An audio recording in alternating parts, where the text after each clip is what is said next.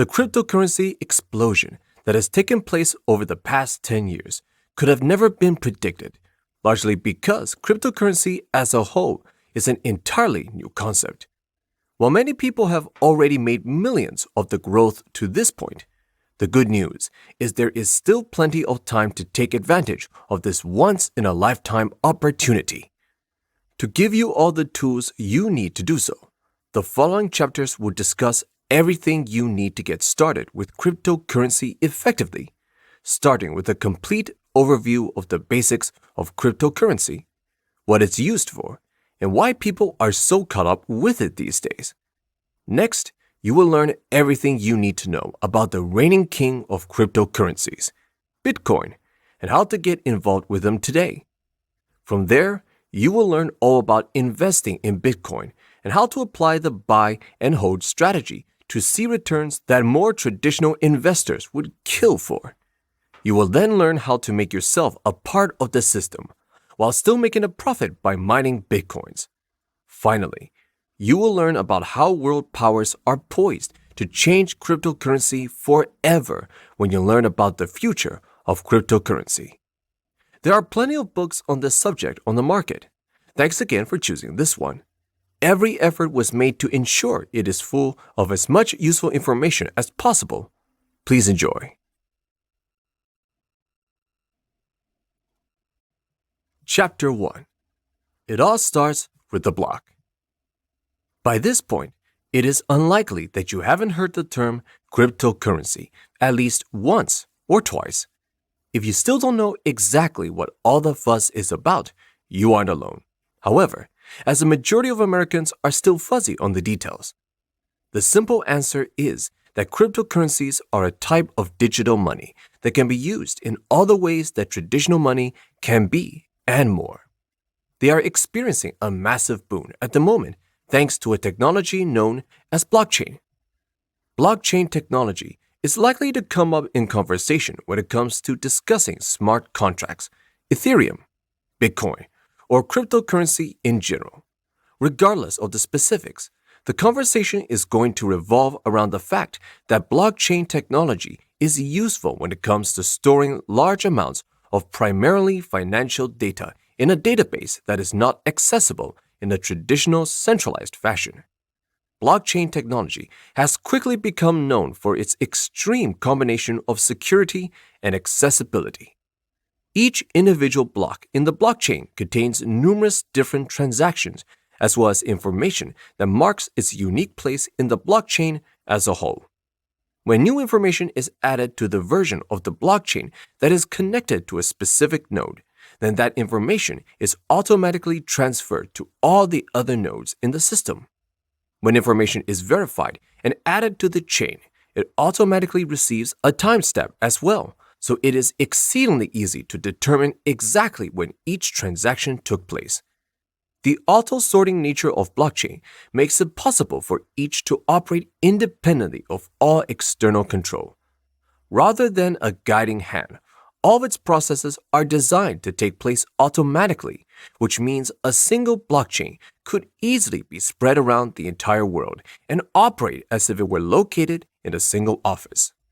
The nodes in the system then interact with one another via a means of specifically designed cryptography. Blockchain technology allows for read access for users who have made transactions as well as write access for nodes. Users who can see but not touch are able to view their relevant transactions while nodes, and those with access to them have the power to add new blocks to the chain directly. Blockchain security is so tight that it doesn't need to worry about actively combating external threats. Instead, its very nature ensures it is as secure as it is possible for a database to be given current technology limits. Theoretical start. The concept that would eventually help to make blockchains a reality was used for the first time in the 1980s when it was first theorized as a means of preventing spammers from sending out unwanted emails. Known as a proof-of-work model, the basic idea, and one that is still at the heart of the verification process that blockchain systems use today, is that in order to send an email the sending computer would need to solve an equation that became infinitely more complicated the more emails the user tried to send at one time. Sending one email was easy. Sending 10,000 was beyond the power of machines of the time. This technology more or less lay fallow into the end of the last decade when discussion on a programming forum turned to the possibility of a digital currency that operated like cash in that it was completely autonomous to use. While most of the programmers in on the conversation were talking in the theoretical, one programmer who used the name Satoshi Nakamoto was ready to turn the talk into reality. Nakamoto soon released the concept and initial code that would go on to become the investment phenomenon known as Bitcoin. Once other developers bit on the open source code, the Nakamoto alias faded into the background, never to be heard from again. Not before mining the first Bitcoin transaction, however, and sparking a cryptocurrency revolution. To understand blockchain technology more readily, it is helpful to consider the way in which cryptocurrencies actually function.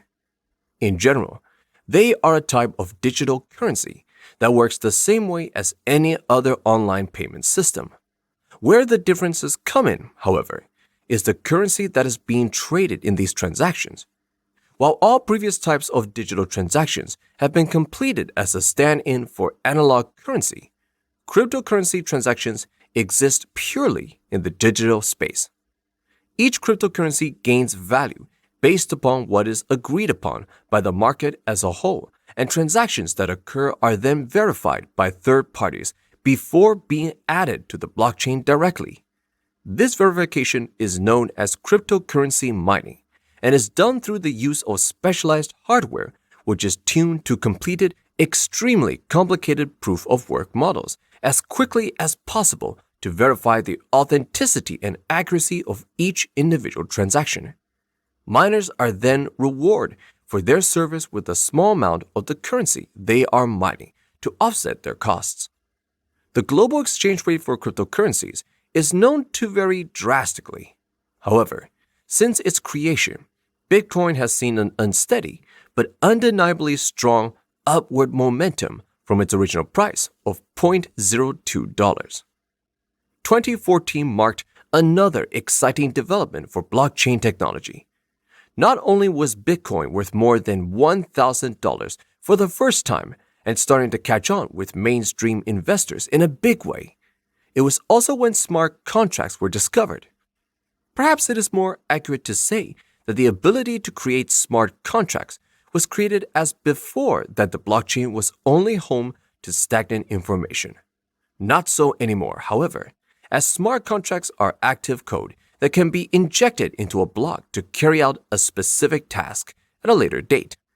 The cryptocurrency platform known as Ethereum has since taken over the smart contract space in a big way. Blockchain components. Database. When it comes to the differences between a blockchain database and a traditional database, the primary disparity is how latency is dealt with. With a centralized database, all of the information is kept as close to all the rest as possible in order to ensure that latency is kept to a minimum. Decentralized databases, on the other hand, don't care about latency at all, and in giving up on being latency-free, they then become unencumbered enough to be spread out across any distance based on user need. With this sort of utilization method in place, blockchain allows currency to move about the same way that information does online. Security. The cryptographic security surrounding blockchain is by far its most unique feature. This security comes from its decentralized nature as much as being a part of it. It works based on the self-sorting nature of all of the blocks in the chain. In order for a new block to be added to the chain successfully, all of the relevant information inside of it is going to have to be verified by all the other currently active nodes that are running the chain at that point in time. A full 51% of these nodes are going to have to confirm that the information provided is accurate before it will be accepted into the chain proper. While this sounds pretty straightforward, What it means when it comes to cybersecurity is that the only way for false information to make its way into the blockchain is if more than 51% of all of the nodes running a particular blockchain would all need to be contaminated with false information at the same time. While it is not outside the realm of possibility for such a setup to occur, the cost and logistical requirements to do such a thing vastly outpace the potential for personal gain. Relevant information. Each block contains the data that tells the location it maintains in the chain as a whole, as well as the relevant transaction data that it was created to house in the first place. The transaction data takes up almost all of the available space, so that after it is verified, it moves through the nearest node and into the blockchain proper via a process called the best effort model. This model states that information is moved between relevant nodes based on which would require the smallest expense of additional energy. This is what allows the blockchain to work autonomously without a guiding force. Verification. Once a new block is added to the chain, it is verified against the prime timeline and then given its proper place in the chain as a whole. After this occurs, the blockchain then logs the block's relevant data and also verifies that its proof of work was completed properly to ensure the block was created in a legitimate fashion. As previously mentioned, these proof of work models require more computational power with each additional transaction that a blockchain contains, which is why specialized machines are required in order to mine successfully. Chapter 2. Understanding Cryptocurrency. Currently, there are more than 1,000 different cryptocurrencies, all competing to be the next Bitcoin.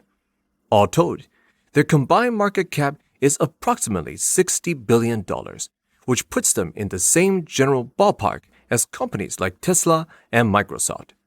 With numbers like these, it is easy to see why making the decision to learn more about cryptocurrency was clearly the right call. A cryptocurrency is any type of digital currency that is purely based on computer code and cryptographic processes and relies solely on the market as a means of determining its value. Cryptocurrencies are tracked autonomously through the blockchain they are a part of, and the sphere of influence that investors exert is enough to control it without the need for the governmental oversight that traditional forms of currency require. Bitcoin is the current leader in the space, while Ethereum is the alternative that is currently the closest to challenging its dominance. Despite this fact, many of the lesser-known cryptocurrencies offer up a variety of strengths that could make them viable alternatives rather than simple also-rans. While more traditional currencies are always going to be limited in their growth based on external values, cryptocurrencies generally run the gauntlet from less than a single cent all the way up to whatever Bitcoin is worth when you are reading this. Broadly speaking, cryptocurrencies can be split into two types: those that are controlled by a centralized source, such as the currency that China has announced, or those, like Bitcoin, that are completely decentralized. The decentralized versions typically require more stringent verification methods in order to ensure that transactions easily get to where they need to be. Aside from the standard proof-of-work model, consensus protocols or consensus platforms can also be used.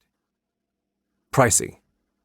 While cryptocurrencies don't have their prices controlled by a third party, that doesn't mean they aren't still bound by the laws of supply and demand. The price of a given cryptocurrency is always going to reflect the value the market assigns to it, which actually makes it a cleaner reflection of the concept than more traditional currencies. Likewise, just because there is no guiding hand doesn't mean cryptocurrency prices aren't affected by external events. In fact, they are more likely to be affected by a wider array of situations, as there is no limit to what might cause investors to sell. When it comes to primary pricing influences, speculative investors play a much larger role in determining the current price of the cryptocurrency, especially when compared to more traditional currency types. This is especially true with smaller cryptocurrencies, where there may only be a few thousand people holding it worldwide. Cryptocurrency trading works just the same as any other type of trading, in that traders purchase a specific cryptocurrency that they hope will do well, and then sell it when the opportunity to make a profit presents itself. When enough speculative investors buy into a specific currency and decide to hold, then the result is that a pricing bubble starts to form. As the cryptocurrency market is already extremely speculative in nature, it is particularly prone to this type of phenomena. Pricing bubbles aren't all bad, however, at least as long as you manage to get in on the investment in question early enough to make a profit from the increasingly unrealistic price a bubble scenario would raise the cryptocurrency to. They are only really unfortunate for those who bought in late and decided to hold when it became clear that things weren't going to be turning around anytime soon. It is also possible for external forces to combine in such a way that they can drive the price of a given cryptocurrency down, regardless of what the current level of demand might otherwise be. When this scenario occurs, it is not uncommon for the creators of the currency to attempt to take a more active role in the market process in hopes of stopping the downward trends in their tracks. The first stop when it comes to changing public opinion is to increase the coverage of the cryptocurrency in question in the media. Increased coverage in the media is a great way for outside forces to manipulate the public by ensuring that they have something specific to focus on. Artificially generating public interest then typically leads to an almost immediate increase in price as late-to-the-party investors rush to jump on what they see as the next big thing. Common times for the media to take interest in a specific cryptocurrency include when it has been added to a new major cryptocurrency exchange, or when one which has been previously featured has a serious new update to its code. Additionally, the media loves a good soundbite, or anything that shows the market for cryptocurrency is growing as a whole. Regardless of the context, the more people who hear the name of the cryptocurrency in question, the more the price will ultimately rise. Having the right type of media coverage will go a long way towards changing the public's opinion about a specific cryptocurrency, but it isn't going to do all of the work. This is mainly going to be done by the main proponents of the cryptocurrency in question. No matter how new a given cryptocurrency is, it is safe to assume that there is a vocal minority online that is willing to tell you why it is the greatest thing since sliced bread. These types of subgroups are often extremely useful when it comes to making moves that are likely to help to artificially inflate the price in question. What's more, this group of users will often work directly with the developers to improve the code for the cryptocurrency in addition to investing their own capital into it directly, all of which helps to increase its price overall. A clear example of this occurred during the Bitcoin bubble of 2014. Bitcoin was just months away from hitting $1,000 for the first time, and traditional investors were starting to take notice. Despite having been around for 5 years, Bitcoin finally reached the level of mass adoption it required to spread word of mouth like wildfire, and suddenly, a currency that had previously just been used to buy drugs on the darknet was selling for more than $1,000 per coin. Another way of taking advantage of online presence is through social media leaks. When traditional currencies are considering changing their interest rates, this news is often spread via traditional media channels. The same can be said with cryptocurrencies and social media. There are so many groups dedicated to cryptocurrency all across the internet that all it often takes to start a serious trend is to see the merest suggestion of news that would suggest the movement that the person who suggested the rumor was looking for. Oddly enough, this type of rumor mill typically ends up creating the very moment that it was predicting in the first place, regardless of whether the original rumor was true or even an actual rumor. Another common way these days to generate liquidity One of the most important things to generating growth in the long term for cryptocurrencies is to generate automatic trades that are carried out by bots. This ensures that public interest remains stimulated and helps the price to remain at a steady rate. Liquidity relates to the amount of a given asset that is currently available to trade, and if it is low, then those looking to trade in a specific cryptocurrency won't have any means of purchasing it. As such, when the bots are deployed, their simulated transactions are then enough to often generate additional units of currency, thus improving liquidity overall. This practice is primarily prevalent in China, where there are far fewer restrictions on what is and is not allowed in the cryptocurrency market. This has reached such epic proportions that China is actually responsible for a large number of Bitcoin's overall total liquidity. Frequently, these tactics are used by those who have a vested interest in ensuring that the price of the cryptocurrency in question ends up as high as possible. This is often because they are trying to engage in a type of trading strategy known as pump and dump. In this scenario, the investors buy up as much of the cryptocurrency in question as they can, before then going on to do everything in their power to ensure that the prices reaches as great of a peak as possible. Once they are sure that they aren't going to be able to squeeze anything else out of the market, they then flood the market with the currency they purchased, dramatically dropping the price all at once. This is effective as cryptocurrency exchanges work through what are known as digital order books, which generate lists of all the trades made and proffered in a single day. If the order book ends up being light on either buyers or sellers, then the price will start to skew in a given direction. A pump and dump is much easier to pull off with cryptocurrency when compared to actual currency, as the investor needs to control far fewer overall shares in order for it to be effective. Cryptocurrency exchanges all operate independently, which means that the investor only needs to ensure that their chosen exchange ends up light on available units in order for the pump and dump to be successful. Cryptocurrencies to watch. While Bitcoin and Ethereum are at the top of the pile, there are many more cryptocurrencies you can explore if you are so inclined. The following list are some of the more interesting cryptocurrencies on the market today. But it is important to keep in mind that new cryptocurrencies are always coming online, and the longer this book has been in the Kindle marketplace, the less accurate the list is ultimately going to end up being. The following cryptocurrencies should be available on your favorite cryptocurrency exchange. Litecoin. Litecoin is in many respects Bitcoin 2.0, and that is clearly the impression it is trying to give off. It offers up much the same pitch as its clear inspiration, except that its transaction times are much faster than what Bitcoin can currently boast, cutting down on the potential for bottlenecking that is currently plaguing its namesake as well. It can process as many as 5 times the blocks as Bitcoin can, though its methods are known to orphan blocks more frequently than Bitcoin, though it also makes the potential for double spending to occur much less likely as well. It is also known to require far less processing power when it comes to verifying Litecoin transactions, as well as less when it comes to transactions fee.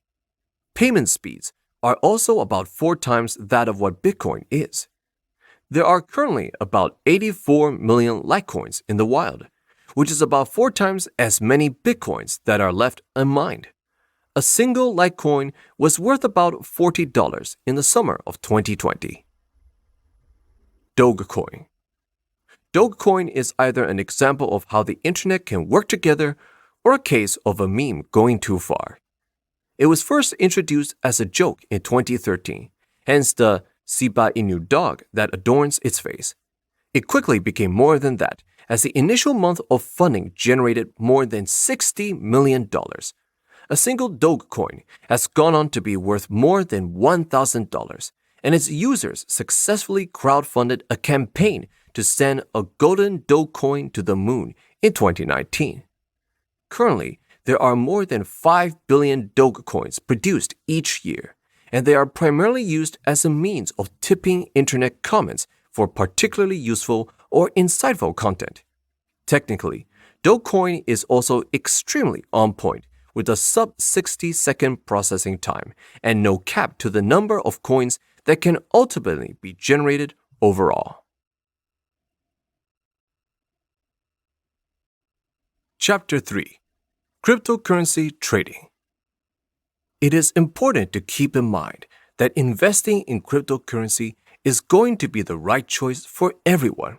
However, and as such, it is important to understand the various pros and cons of this investment opportunity before you commit to anything too enthusiastically. The biggest pro comes in the added security that your personal information will experience when deal with cryptocurrency exchanges compared to traditional exchanges. Not only do you have the inherent security of blockchain technology, keeping your personal details safe, in many instances, you won't be required to divulge any personal information in order to get started trading cryptocurrency, especially if you already have some on hand to begin trading with. When you compare this type of operating setup to a traditional exchange, every single time that a transaction is made is another opportunity for someone to steal protected information. This isn't even taking into consideration the ways in which digital currency is safer than physical currency. There is no way to forge a Bitcoin or generate counterfeit dog coins, and once both parties have committed to a transaction, there is no way that it won't go through, as it is impossible to negate a transaction once it has been completed. The other biggest benefit that cryptocurrency offers the world is the fact it means that anyone has access to traditional banking services. While this might not seem like that big of a deal to those where such things are commonplace, the fact of the matter is that nearly 50% of the world's population still doesn't have access to these types of services, which means that once cryptocurrency becomes more commonplace, it is going to make a serious difference in countless lives. As such, over the next 5 years, experts anticipate not just an increase in the everyday use of cryptocurrency, they anticipate a substantial increase. To understand just how significant the change is going to be, consider the fact that more people in Kenya right now have access to Bitcoin wallet than have access to sanitized drinking water. Another reason that those in underdeveloped portions of the world are flocking to cryptocurrency is due to the fact that, despite the transaction fees involved, each cryptocurrency transaction frequently costs less than processing that same transaction through a traditional banking establishment. The same can be said about trades made via cryptocurrency exchanges, which are oftentimes as much as 50% cheaper than more traditional exchanges. Everything is not all sunshine and roses with cryptocurrency technology, however, at least not yet. The biggest reason that this is the case is due to the fact that the technology surrounding blockchain and cryptocurrency in general is still so new that it is literally impossible to determine just how it is all likely to shake out. For example, prior to 2014, the idea of smart contracts had never been seriously considered. But now, they are at the forefront of potentially useful blockchain-adjacent technology. This means that while there are clearly already profits to be made, the potential for loss is literally unlimited until things begin to stabilize into a more long-term market.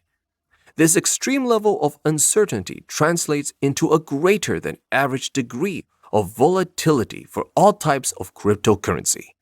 In fact, Bitcoins are currently considered to be about 3 times more volatile than gold and 4 times more volatile than investments in the stocks of the S&P 500. As many early investors have learned, this high degree of volatility can directly translate into serious wins, but it can also translate into significant losses as well. Also affecting all cryptocurrency prices is the speculative bubble that they exist in. Currently, more than 75% of all cryptocurrency transactions are made for speculative purposes, which means the bubble is bound to pop eventually. Only once cryptocurrencies are really being used for their intended purposes will the fear of bubbles become unfounded. While the digital nature of cryptocurrency is often touted as a positive, it is important to consider its negative aspects as well. For example, as a purely digital construct, if you were keeping your cryptocurrency in an exchange that had a server error that resulted in a loss of all its backup drives, what would happen to your currency then? Likewise, what were to happen if you put your coins into a physical wallet that then stopped reading in your computer? Both of these cases are unlikely to happen. But if they were to happen, then your cryptocurrency would be gone as if it had never existed in the first place. Furthermore, the massive potential for profits means that hackers are never going to stop trying to access these exchanges, so eventually they are going to succeed. When investing in cryptocurrency, it is important to value security as highly as possible because there is very little standing between your investments and the void. Making a good trade. In addition to being a potentially lucrative market, trading in cryptocurrency is a great choice for those who haven't spent much time trading previously because it differs from the standard method in several important ways. The first of these is that there are very few barriers to entry. Getting started is as easy as finding an exchange you are interested in and trading your base currency for some cryptocurrency. Unlike the more unified traditional markets, each cryptocurrency exchange is independently owned, which means the market is extremely fragmented. This leads to larger spreads than are commonly seen in most scenarios. The lack of regulations around these organizations also means that the level of margin that you will be able to trade under is going to be larger than you can get just about anywhere else. Margin can lead to insurmountable losses, however, so it is important to avoid using it until you are very comfortable with the results you have been generating thus far. It is also worth pointing out that the prices for each exchange are going to vary somewhat based on personal supply, which means that it is possible to find a cryptocurrency from one exchange and sell it for a profit on another back to back. While every cryptocurrency is going to be subject to a price bubble of one sort or another, they are all going to be at varying levels, which means it is quite likely you can get in early enough somewhere to ensure you turn a profit. Just be ready to keep an eye on how the bubble is progressing to ensure that you will be able to get out before it bursts, and the price starts to drop extremely quickly. When it comes to trading cryptocurrencies via a trading company, traders use what is known as a contract for difference. In this type of agreement, the seller and the buyer agree to a specific period of time. Once the time frame expires, the buyer then pays the seller the difference between what the price was at originally and the price now. If the difference is negative, then the seller pays the buyer instead. Picking an exchange. Another great thing about the cryptocurrency market is that the exchanges never sleep. It doesn't matter the time or the place. You can log on to an exchange and trade cryptocurrency with someone somewhere in the world.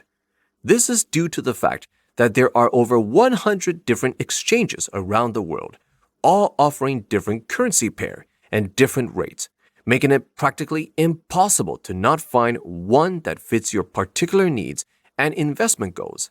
This, coupled with the fact that virtually anything can set off a trend in either direction, means that swings of 5% or greater are common with the cryptocurrencies, and smaller exchanges can see changes of upwards of 20% in a single day. Volatility like this is the reason it is so important to find an exchange that you can trust, as there is too much chance in the market already to add yet another thing to the list. As such, the first thing you are going to want to do when it comes to choosing an exchange is as much research as you can on the company itself and all its ins and outs. If you skip this step, then you could conceivably end up in a scenario where your exchange closes up shop and takes your money with it in the process. If this occurs, then it is unlikely that you are going to have much in the way or recourse, which is why it is so important to choose wisely in the first place. One of the most important traits for your cryptocurrency exchange to have is the level of transparency the exchange holds itself to for its day-to-day operations. This means you are going to want to take a look at their order book and also be provided with details such as where the company holds its funds and how their levels of reserve currency are verified. If these sort of things are not readily available and the company isn't extremely new, then there is likely a reason they prefer for this not to be the case. While this will not always be the case, exchanges that don't make all of their details public have the potential to be fractional exchanges, which means they do not keep enough money on hand to satisfy all their debts to their clients at once. As such, if there was ever a reason everyone needed their money back at once, the exchange would run out of money and default. It should go without saying that fractional exchanges should be avoided at all costs. Assuming their details are acceptable, the next thing you are going to want to research is the type of security that the exchange is utilizing when it comes to keeping your money safe. This means you are going to want to ensure that the site is running a secure HTTPS protocol as opposed to the more common HTTP. Additionally, it is important that in addition to requiring that you enter a password, they require that you utilize some form of dual-factor authentication. If you end up choosing an exchange with less than this level of security, then all you are doing is putting your investment currency at risk. As with the going rates for different cryptocurrencies, each exchange is going to have varying rates and fees associated with having an account with them. The amount that you're going to have to pay to have a transaction verified on the blockchain is going to stay the same, but what you're going to have to pay the exchange is going to vary based on either a flat per transaction rate or based on a portion of the transaction that was completed. This is not a case in China, however, where there are no exchange fees outside of what the blockchain charges to verify the transaction. Especially if you are trading on a regular basis, these fees can add up extremely quickly, which means it is important to know what you are getting yourself into before you make a more official commitment. In addition to the cost of each transaction, it is important to have a clear idea of just how long it is going to take between when you place your order and when it is going to be completed. The blockchain that the cryptocurrency that you are using is going to be a big part of this, as well as how many users are using the particular blockchain in the first place. A longer transaction time isn't inherently inferior to a longer one, as long as the exchange handles the delay in the right way. Specifically, it is important to ensure that your price is locked in when the transaction is placed, not when it is completed. If this is not the case, then you could end up paying a dramatically different price depending on how long the transaction takes to process. Finally, it is important to try and find a local exchange whenever possible. First and foremost, choosing an exchange in your own country dramatically increases the odds that, if your exchange does vanish, you will have some level of recourse. This is still far from a sure thing, however, but it is better than nothing. Furthermore, using a local exchange will make it easier for you to trade during peak times without having to get up in the middle of the night to do so. A word of warning, however, just because an exchange is in a given country doesn't mean that it will take your native currency. Double check before you make any commitments to save yourself an additional step every time you go to trade. Exchanges to keep in mind. Bitstamp. This cryptocurrency exchange has been around longer than most others on the market today and was first started all the way back in 2011. It is the second most populated exchange and sees more than 10,000 units of currency move each day. Bitfinex. The most commonly used exchange by a fair margin, Bitfinex moves more than 200,000 units of currency every single week. What's more, they offer new users who come in with cryptocurrency in hand the ability to start trading without any additional verification. OKCoin. This is a Chinese coin that deals primarily in USD. This, as astute readers will remember, provides a wide variety of unique opportunities to USD holders who are looking for a few less rules standing between them and their trading. Coinbase. This exchange has been operating continuously since 2010, which makes it the oldest continuously active exchange in the world. It is known for being extremely well regulated, and even after all this time is still in the top 5 when it comes to average daily volume. Initial offerings. If you spend any significant period of time trading in the cryptocurrency market, odds are that you will eventually catch wind of an ICO, or initial coin offering. This is an increasingly common practice for blockchain-based companies to finance their startup goals without having to apply for a traditional loan or use other crowdfunding tactics. This year alone, 2 companies have managed to raise more than $100 million in less than 24 hours. While the name comes from the more traditional initial public offering that occurs when a company issues stock for the first time, the two have relatively little in common. While IPOs provide those who bite the opportunity to own part of the company in question, only offers early adopters the opportunity to purchase a new type of cryptocurrency at a low rate in hopes that it will increase to the point where doing so was a good decision. A majority of all ICOs these days are built on the Ethereum blockchain. While a lot of the funding for these ventures come from China, they by no means have a monopoly on the practice, and investors worldwide are sure to bite if the terms are right. While investing in cryptocurrency in general is a high-risk proposition, investing in an ICO is even riskier still, as it is functionally an unknown quantity. ICOs face several unique issues that make them a less than ideal investment choice, starting with the fact that the companies that offer them aren't kept in check by rules from the SEC, which means they are not held to any of the standards that an IPO must meet in order to move forward. Additionally, there are fears that any initial ICO success has just been part of a larger cryptocurrency bubble, and that success in this fashion is not feasible in the long term. While not without its potential issues, ICOs most assuredly have the potential to lead to serious profits for investors whose plans work out appropriately. Nevertheless, it is more important than ever in this instance to never invest more than you can afford to lose, as there is a very real chance that you might. Before you go ahead and take the plunge, you are going to want to go ahead and ensure that you approach the ICO with the right mindset right off the bat. This means digging into the available documentation, including a business plan, which will ensure that the company at least makes a basic level of financial sense before you start showering them with your hard-earned dollars and cents.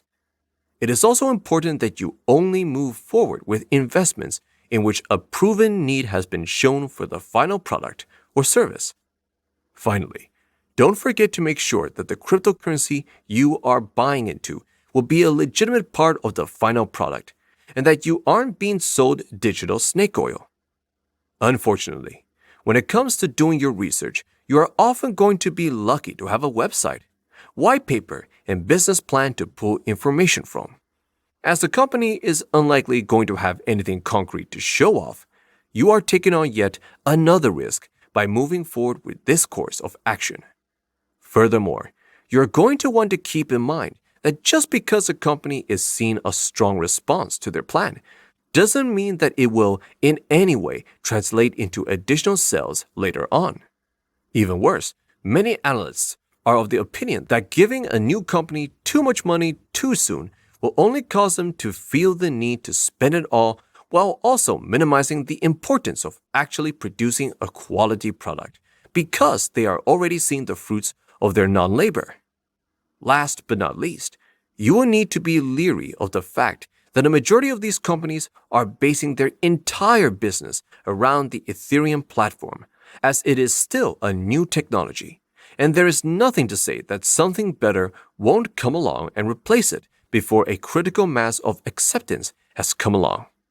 Overall, it is likely in your money's best interest if you wait to see if the initial round of ICOs pan out before investing in this direction. Tips for success. Like many things in life, getting started trading and investing in the cryptocurrency market is relatively straightforward. Finding success, however, can be much more complicated. Keep the following in mind to ensure you get started on the right foot. Understanding it is really just like any other commodity. From a market standpoint, cryptocurrencies are just like any other type of commodity. They are all used for more than just investing. Precious metals are used for jewelry, base metals are used for industrial work, and cryptocurrency is used as a means to conduct a wide variety of specialized transactions. Like other commodities, then, it is important to choose the right cryptocurrency to invest in based on how the practical application side of things is doing. It doesn't matter what speculative investors think in the long run. Only true market demand will win out in the end. Understand mass usage is coming. Cryptocurrency currently has an estimated $60 billion market cap, despite the fact that much of the world still has very little idea what it is exactly.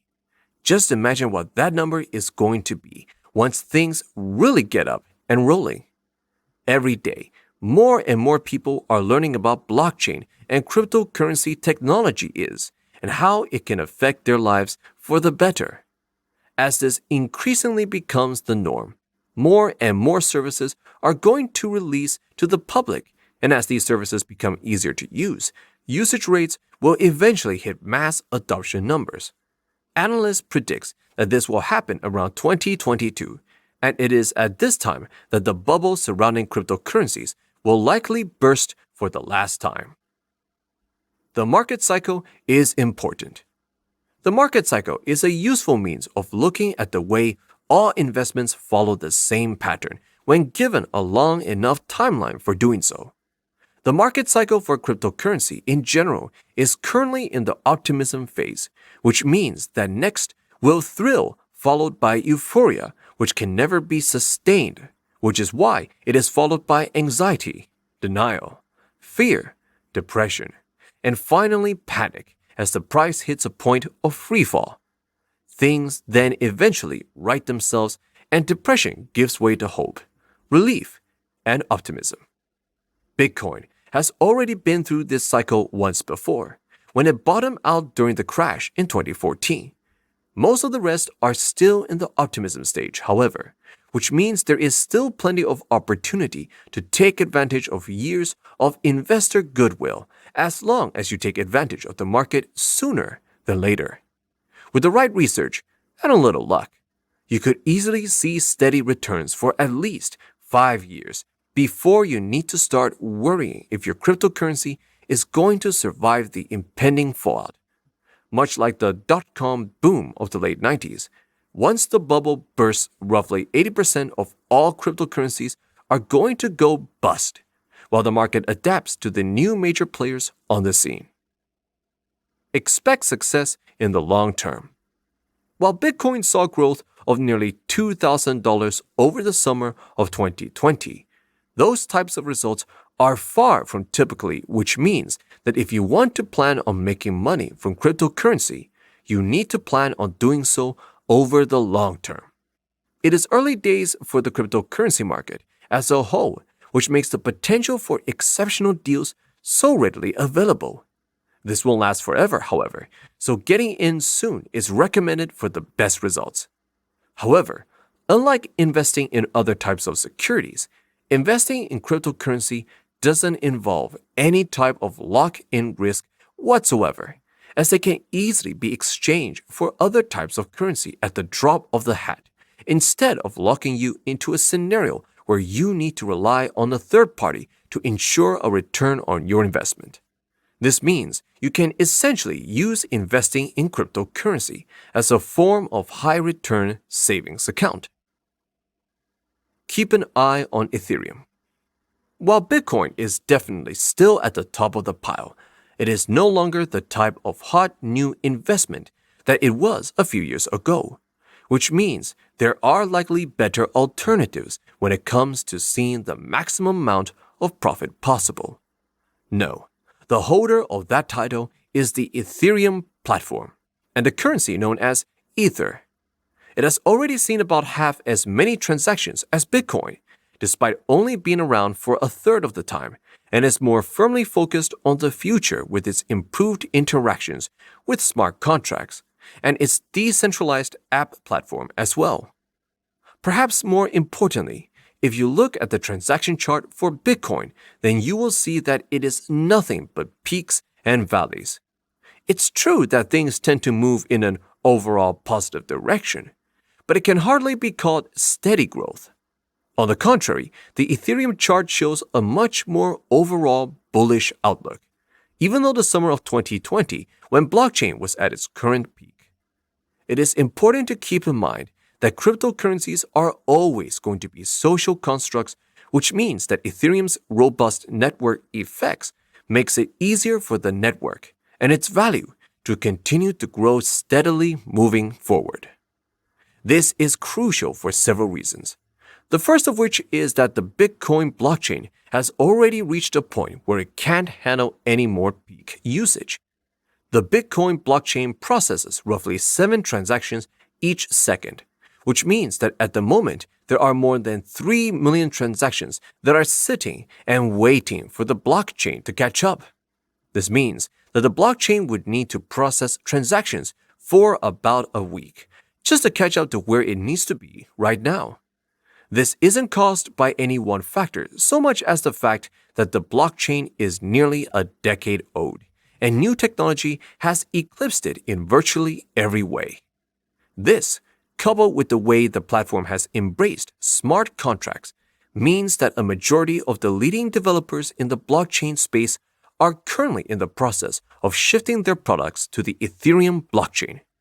Ethereum is also capable of far more transactions per second, and the fees for each is going to be lower as well.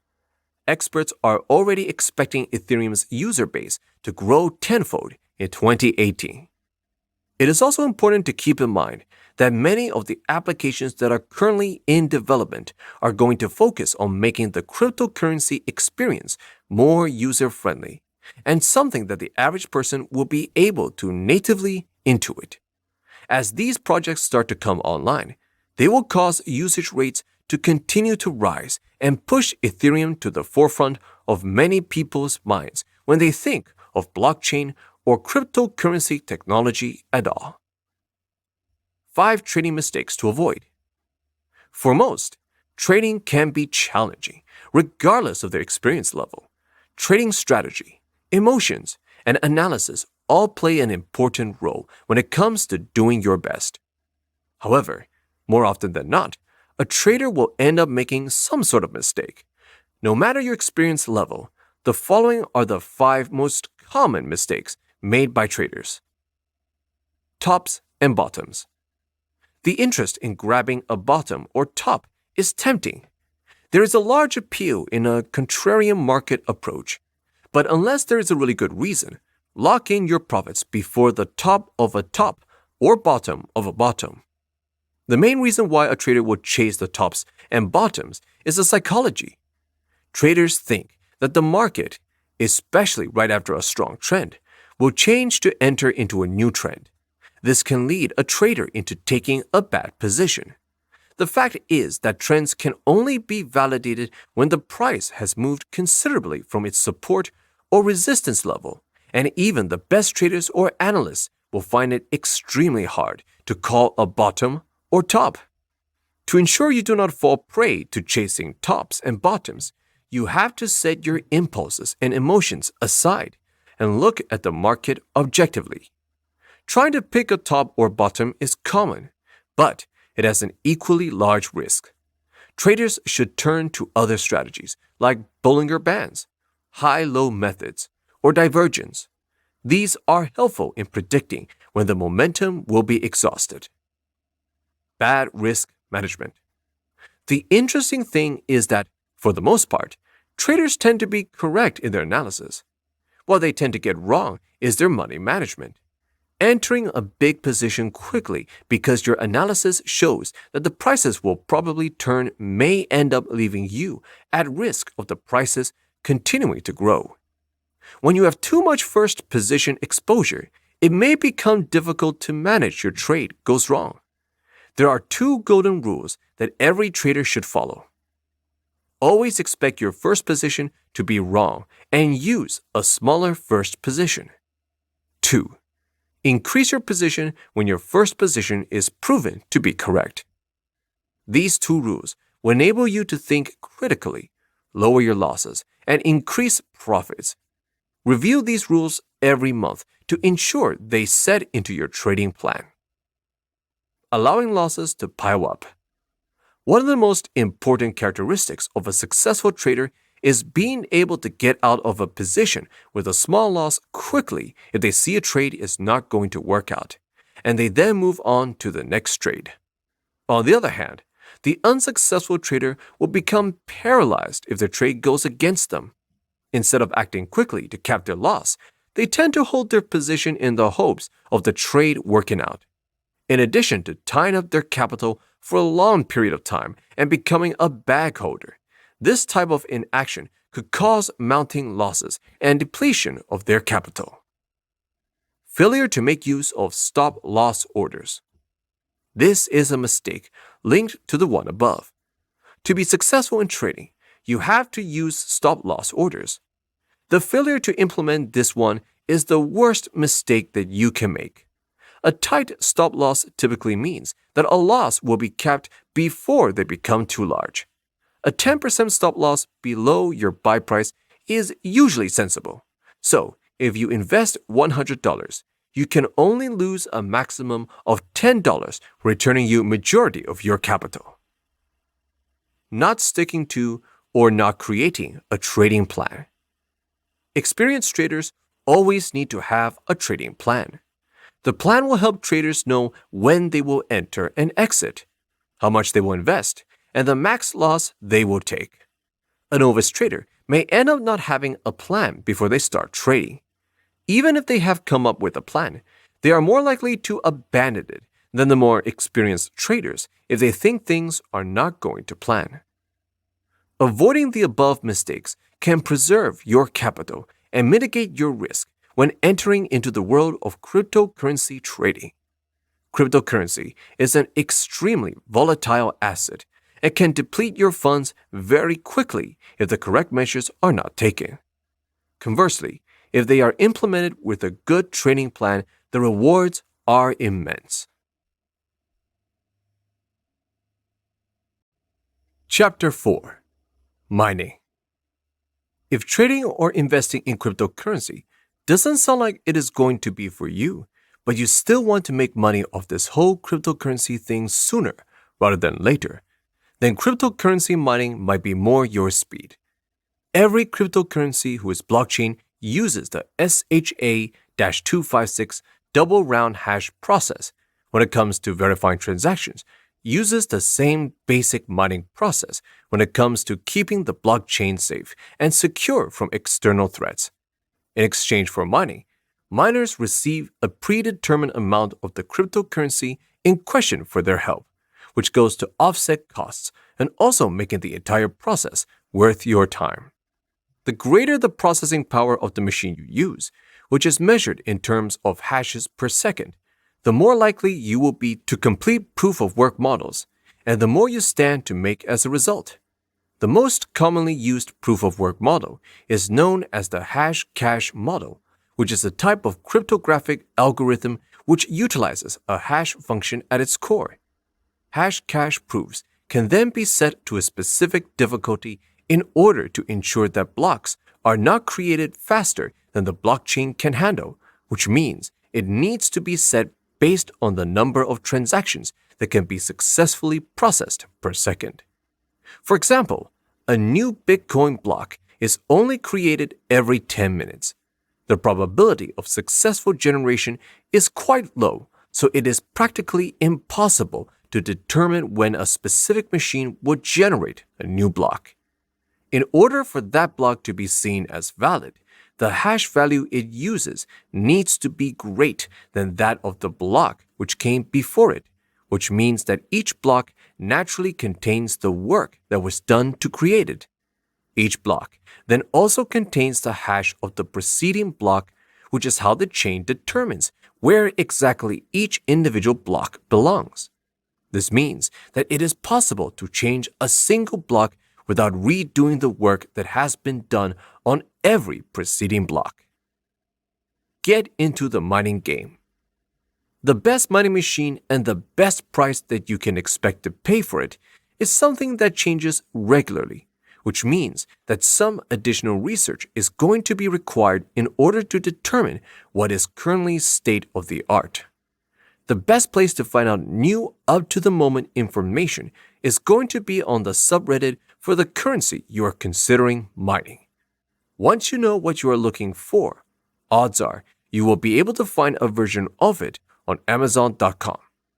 While the specifics of the system you end up with are going to vary based on the times, one thing that is never going to change is that you will need dedicated hardware in order to mine cryptocurrency effectively. While it is technically still possible to mine with a computer's video card or a laptop's CPU, the speed with which modern mining machines can complete proof-of-work transactions means that you would be unlikely to finish a single verification in a year's time. ASIC is the company that is known to produce the best products and tend to offer speeds that are roughly 100 times more than what the average computer can manage. In general, trying to mine without specialized software is going to end up costing you more in electricity than you will end up making on the endeavor. As of fall 2017, the average mining machine costs between $500 and $4,000, with pricier machines resulting in a higher payout. Once you have a machine in hand, the next thing you are going to need to do is to download the relevant mining software. There are numerous different versions of this software available, and not all are compatible with all types of cryptocurrency. So it pays to look into the specifics of your desired cryptocurrency before committing to anything. The most popular versions of the software include CG Miner and BFG Miner, or Easy Miner for those who aren't comfortable running software from the command line. Once you have the required software in place, the next thing you will need to do is find a mining pool to join so that you can maximize your potential mining power. A mining pool is a collection of miners that have joined together in order to ensure that they can mining as many blocks as possible. Like owning a dedicated mining machine, joining a mining pool is technically optional, though the complexity of the average proof-of-work model is such that joining is really the best way to make money off the process. When working with a mining pool, you will receive a portion of the profits from every block that your machine helps to verify as determined by one of several different compensation models. If you do decide to set out on your own, you will need to download the core client for the blockchain that you will be interacting with, as it is required to ensure your version of the blockchain is synced up with the blockchain prime. This can generally be found on the primary website for the cryptocurrency you are going to be working with. If you are planning on joining a pool instead, then all you need to do is ensure that you follow any instructions that the pool sends your way and do your best to keep your behavior in line with any guidelines. There are a wide variety of different types of mining pools in the validation space these days, which can make finding the right one for you something of a chore. In order to simplify the process as much as possible, the first thing that you are going to want to do is to research the pools you are considering on the relevant subreddit. Doing so will ensure that you can read about each of the pools before you commit to anything and prevent you from signing on with a lemon. While joining a popular pool will often mean you are eligible for more blocks, The amount you will get from each will be lower than if you choose a smaller pool. It is typically considered to be better for the health of a particular blockchain if users mine in large numbers of smaller pools to guarantee that enough proofs are always being generated. When looking into various pools, you will need to look carefully at any content provided when it comes to how payment is generated, as this is a much more complicated process than it may initially appear. There are countless different payment methods, and you would do well to be familiar with the most frequently used varieties to ensure you don't end up with something that you won't like in the long term. Pay per share. The pay per share, or PPS, model pays miners for their share of the work as soon as the block has been verified with a specific amount for each portion of the proof that their machine generated. Miners are paid out for their work from the pool's total holdings, without waiting for the payment to be processed by the blockchain. This structure is preferred by miners as it ensures there is very little variance in what each block will generate in profits, and it puts all the risk, in case something goes wrong, onto the pool operator. As there's always a risk that a block will not pay out and will instead be orphaned, the operator then runs the risk of not being paid for the work in the long run after having already paid the miners out from the pool's funds. Additionally, the operator is required to have a lot of excess capital on hand to ensure that they can continue to remain solvent during slow periods. Due to these reasons, the PPS model is not as common as it once was. Proportional approach. The proportional mining approach distributes mining rewards based on the proportion of the block that their machine provided. Payments are then generated after payments have been generated for the block in question. Pay per last N share. The pay per last N share, or PPLN, model is similar to the proportional method, except instead of true shares, it generates profit margins based on N shares. The difference between it and a PPS model is that an N share pays out a variable rate based on how much was rewarded from the block in question, which means the amount each miner receives is always going to vary based on the results. Payments are then sent out after the reward for the block have been received. Double geometric. The double geometric payment method is a type of hybrid approach to mining payments that splits the risk between the pool operator and the miners. The pool operator then takes a portion of the profits when things are going well and uses those funds to pay miners when things aren't going according to plan. Payments made through this system are generated based on shares, and payments are made once a block is successfully added to the chain. Shared Maximum Pay Share. The Shared Maximum Pay Share model, or SMPPS, is an updated version of the PPS model that sees more use these days because of the way it mitigates risks for the pool operator. It offers up a reward per share amount that is based on how much the pool has earned in the recent past. Payments are made on a predetermined schedule, assuming all relevant blocks have been accepted into the chain. Recent Shared Maximum. The Recent Shared Maximum Pay Per Share model, or RSMPSS, is another variation on the PPS model that prioritizes newer pool members so they are more likely to receive a greater number of shares compared to those who have been in the pool the longest. Payments are made at set intervals after all the verified blocks have been successfully added to the chain. Capped Pay Per Share and Back Pay. The capped pay per share with recent back pay model of payment, or CPPSRB, is a variation of the standard MPPS payment method that pays miners as much as possible based on the rewards generated while ensuring that the pool remains solvent first and foremost. Payments are then sent out after the reward for the block have been received. Pooled Mining Model. The Pooled Mining Model, or PPM, more commonly known as the slush pool, is a type of payment model where the final shares of a given proof-of-work model are given a better rate when compared to earlier shares, which are naturally easier to generate.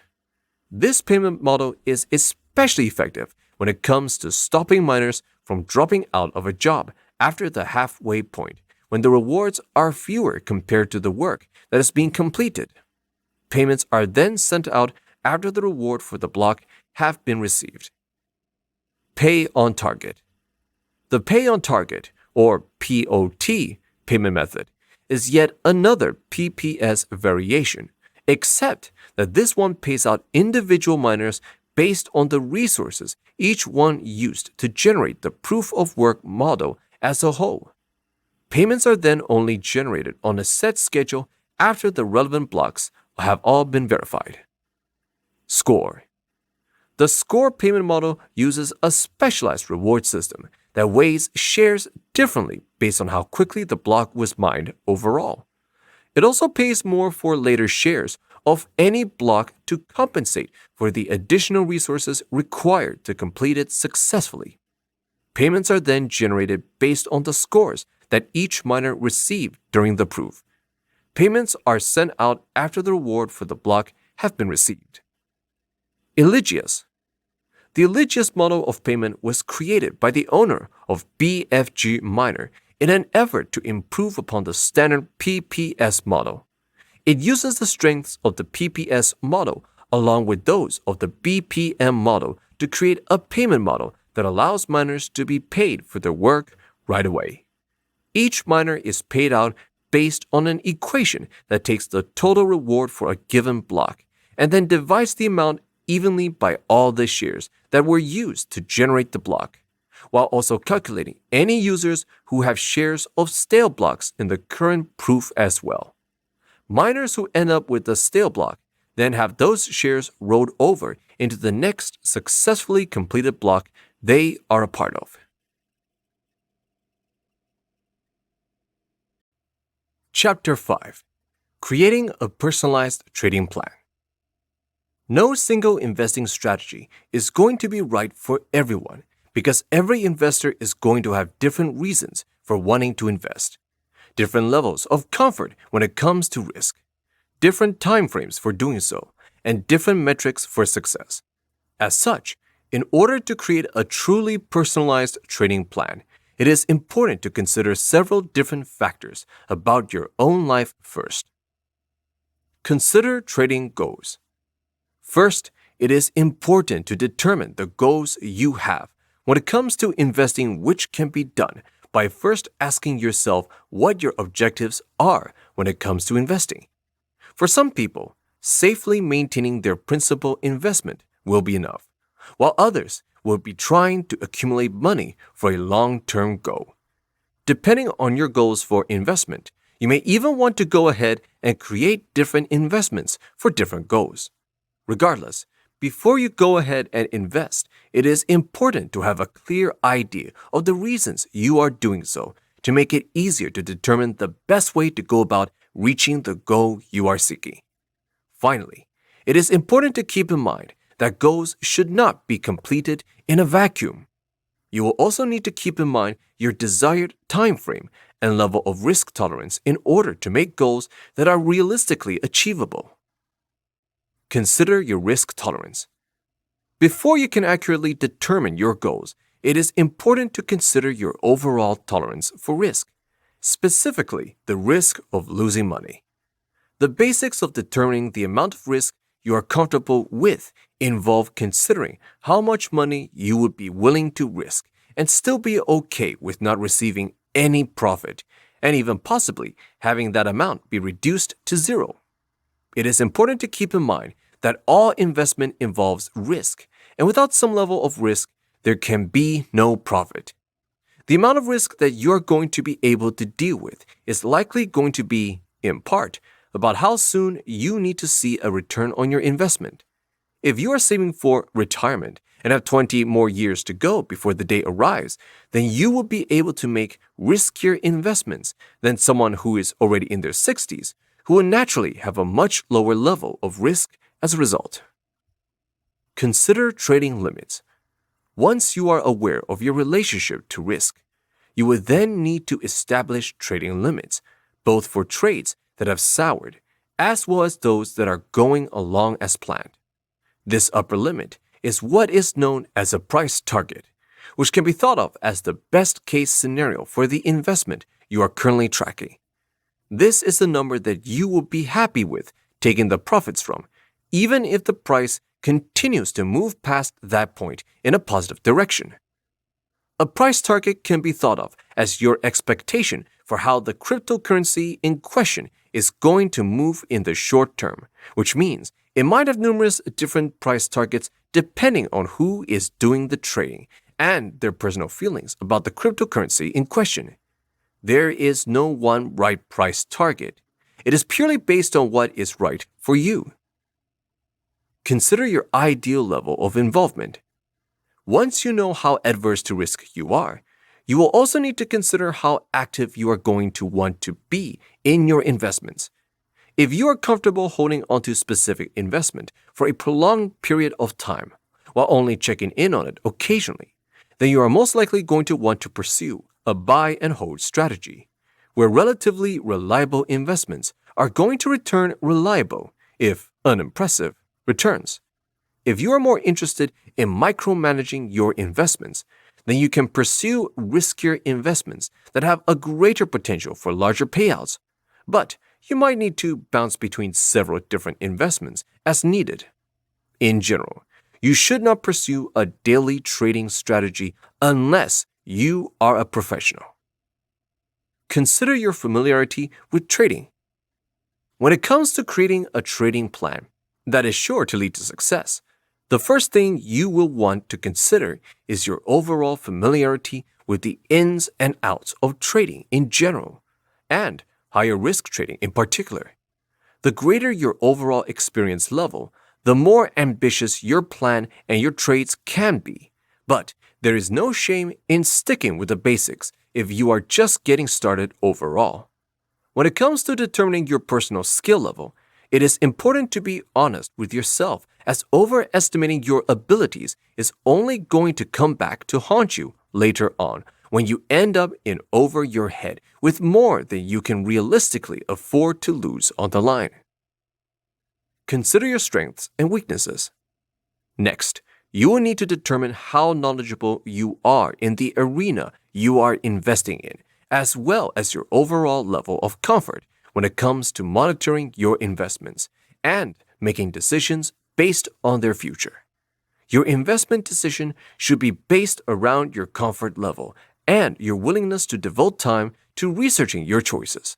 Finally, it is also important to be frank with yourself when it comes to knowing what you don't know. Never let yourself be talked into investing in something that you aren't comfortable with or don't understand. And never invest more than you can afford to lose, no matter how good the deal might seem on the surface. Consider the other challenges in your life at the moment. Once you know what personal hurdles you are going to have to overcome, the next thing that you will need to do is to consider the other facets of your life and make note of things that might make it more difficult than it otherwise might be to day trade successfully. External challenges are often things like a weak starting fund, other time commitments, or anything else that will prove difficult when it comes to planning out the perfect trade strategy. The exact issues are going to be different for everyone, but knowing what they are is half the battle. The market is inconsistent enough. Don't try and come at it without having all of the other possible variables on lock. Stick with it. In order to determine if your plan is successful, the first thing you are going to need to do is give it some time to generate real results. Based on the time frame for profit you determined previously, you're going to want to wait and gather enough data to ensure that you are likely to turn a profit using your plan in the long term. During this time, you are going to want to take detailed notes, including when trades were made, what factors went into your consideration for the trades, the costs, and if the trade ended in success. Keep in mind that anything above 50% will eventually turn a profit given a lengthy enough time frame. Most importantly, if you find a trading plan that works for you, you're going to want to stick with it as diligently as possible, even if your emotions are telling you to go a different way. When trading, your goal should always be to minimize the effect that emotions have on your actions as completely as you can. Trading successfully is all about the numbers, which means that emotions are only going to get in the way and almost always end up doing you more harm than good. The more robotically you can execute the trades you are looking for, the greater your profits are going to be across the board.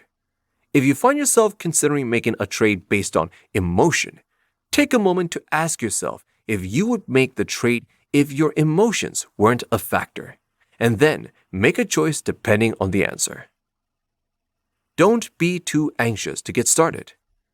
In order to trade successfully, it is important that you start off on the right foot, which means having enough trading capital to push through the early days when you are more likely to make a poor decision.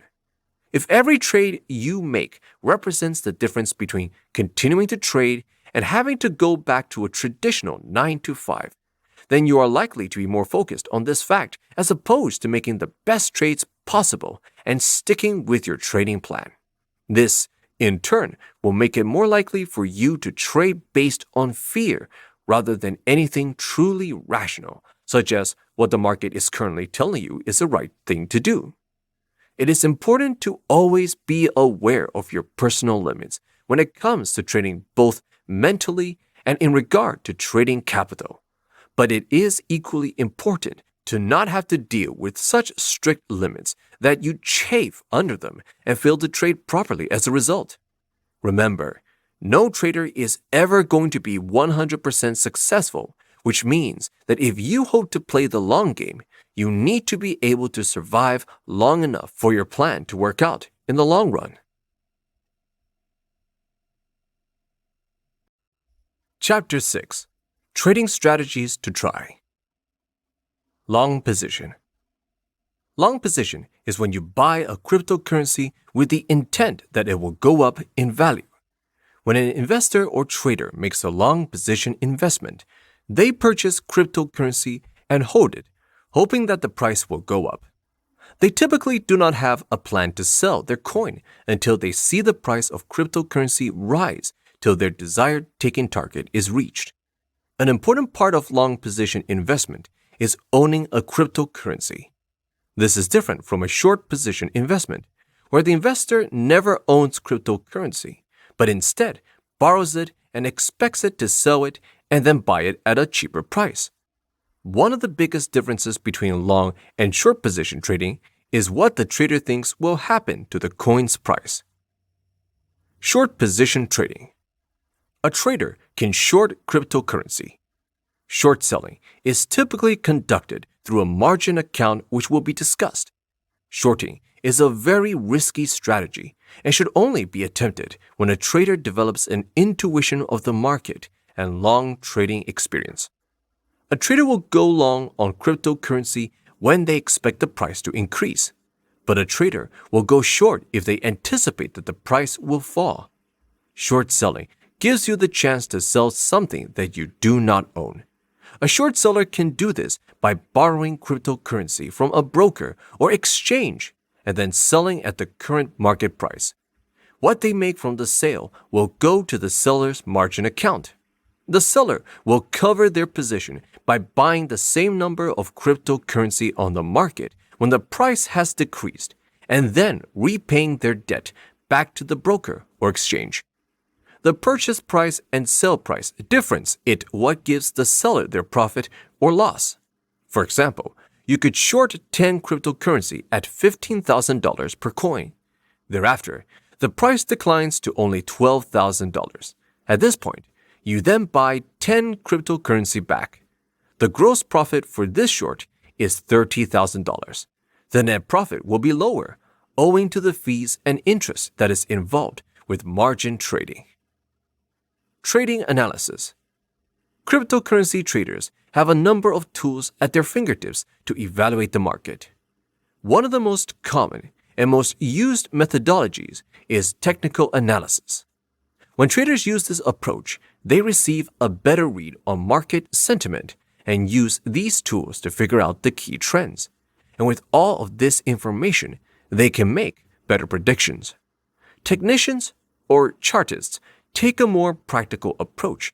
They look at the history of cryptocurrency and will apply several different analytical tools to see where the market goes. Fundamental analysis, which is the opposite of technical analysis, is more about figuring out what cryptocurrency should be worth. Chartists or technical traders only look at the real price movements. When you look at the history of cryptocurrency's price, the main pattern to find is price resistance and price support. This book will only cover technical analysis, as cryptocurrency has an inherent worth of being the cryptocurrency with first mover advantage, the primary trading pair, and the currency with the biggest market capitalization by day, and overall trading cementing its position as the master digital currency. Bullish and bearish markets. The market is known as bullish when it is believed that the price of a stock or cryptocurrency will go up. When an investor believes that the price will go up, they will buy calls. They will have paid for the right to buy a stock at certain price, which is referred to as strike price or exercise price. An investor is considered bullish if they sold puts. When an investor sells a put, they are obligated to buy the stock, which means they likely believe the price will go up. The market is known as bearish when it is believed that the price of cryptocurrency will fall. When an investor sells a call, they are obligated to sell their stock to the buyer at a certain price. They do this because they believe that the price will fall. An investor who buys a put is looking for the price to fall so that they can sell the stock at a better price to the person who sold the put. Volume. Cryptocurrency traders need to consider that volume plays a huge role in assessing price trends. High volume, whether hourly or daily, shows you there is a strong price trend, and low volume tells you there are weaker trends. If the price of cryptocurrency was to experience a large loss or gain, a trader needs to make sure that they examine the volume. If cryptocurrency had a long uptrend and then it suddenly declined, it would be worth checking the volume to figure out if this downward movement is showing a new trend or if it is a temporary pullback. A price increase will typically coincide with a volume increase. If the price of cryptocurrency was to experience an uptrend, but the upward movement happened during weak volume, this might mean that the trend is losing steam and may end soon. Charts. Even if you have not previously given it much thought, you have likely seen a common pricing chart at one point or another. As the name implies, it simply shows the movement of the price of a given asset over a set period of time. There are charts based on a wide variety of intervals, from those that show movement by the minute, all the way to those that show it by the year. Candlesticks. Candlestick charting appeared around 1850. The credit for developing candlestick charting goes to a rice trader, Homa, who lived in Sakata. More than likely, his ideas were refined and modified from many years of trading, and eventually, the results were the charts we use now. To make a candlestick chart, you must have data that contains close, low, high, and open values for all the time periods you might want to display. The portion that is hollow or filled is called the body. The thin lines that are above or below show the high or low range. These are called shadows, tails, or wicks, all used interchangeably. The high gets marked by the top of the top wick and the low by the lower wick. If the price of cryptocurrency closes higher than it was when it opened, a hollow candlestick is drawn at the bottom, indicating the opening price, and the top indicating the closing. If the stock closes lower than when it opened, a filled candlestick is drawn at the top, indicating the opening price, and the bottom indicating the closing. When it gets compared to normal bar charts, most traders think that candlestick charts are easier to read and look better. Each candlestick will show a way to figure out the price action. A trader can compare the relationship of the opening and closing as well as the highs and lows. The relationship between the opening and closing is vital information that shows the significance of the candlesticks. Hollow ones will show buying pressure. This is when the closing is bigger than the opening. Filled candlesticks will show selling pressure. This shows the closing was less than the opening. Long green candlesticks show strong buying pressure. The longer the candlestick, the farther the closing was about the opening. This will show that the price grew more from opening to closing, and buyers were aggressive. Long green candlesticks are bullish, indicating an upward trend. After long declines, a long green candlestick might mark a turning point. If buying becomes extremely aggressive after a long advance, it could lead to greater bullishness. Long red candlesticks show a large selling pressure. The longer the candlestick, the farther the close was from the opening.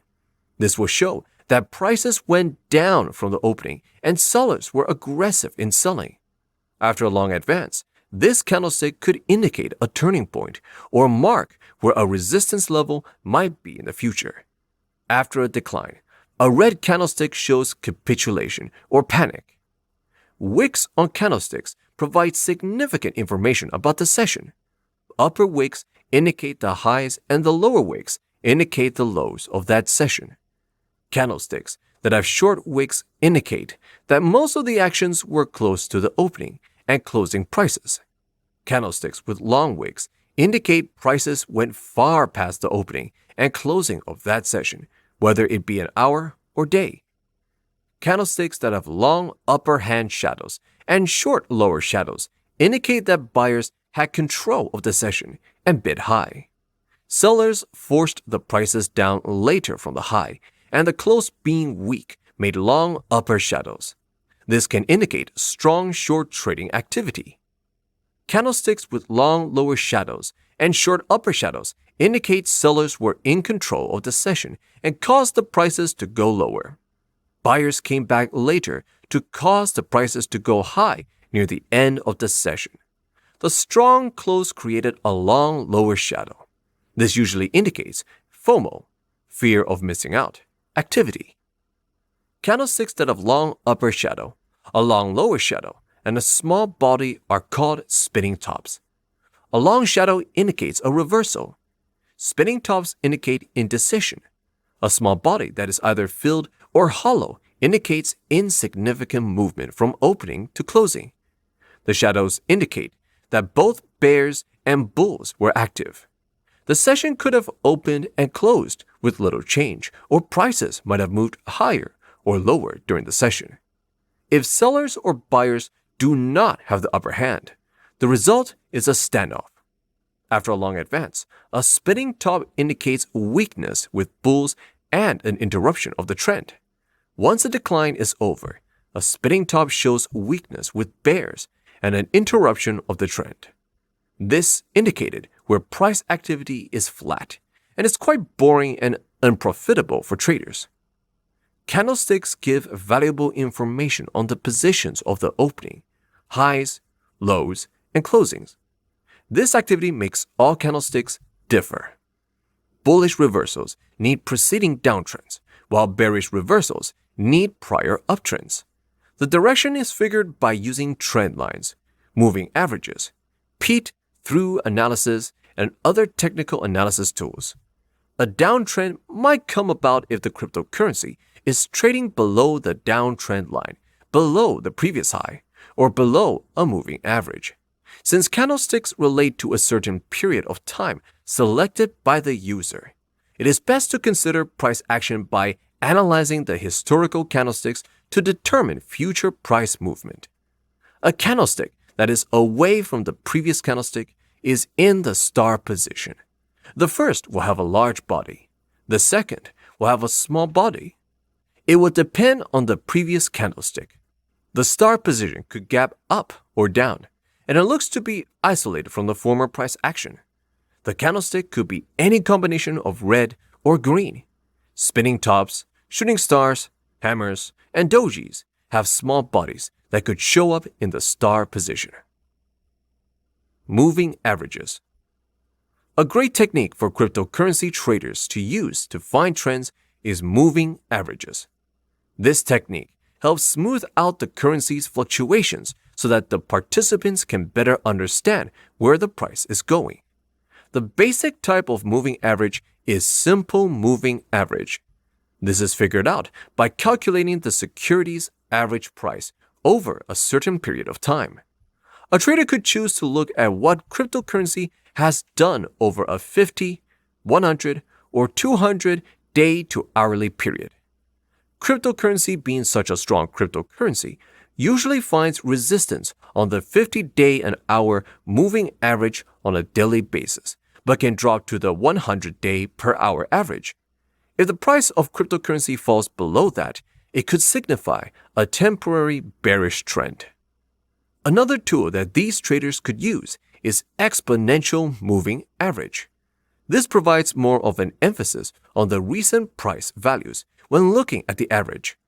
By analyzing the averages, a trader can better understand when the momentum tends to shift. If the price of cryptocurrency crosses the 21-day per hour average and ends up falling below a 51-day per hour average, this may point to bearish movement. The converse is true if you were to see that the shorter average is moving higher than the longer average.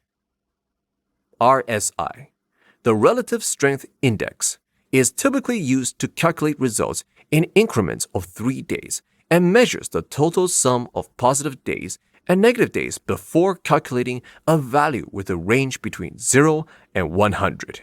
If the movement of the cryptocurrency in this period is generally positive, then the indicator will end up closer to 100. And if the movement is negative, the result will be closer to 0. As such, if the result is close to 50, then the results are considered to be neutral.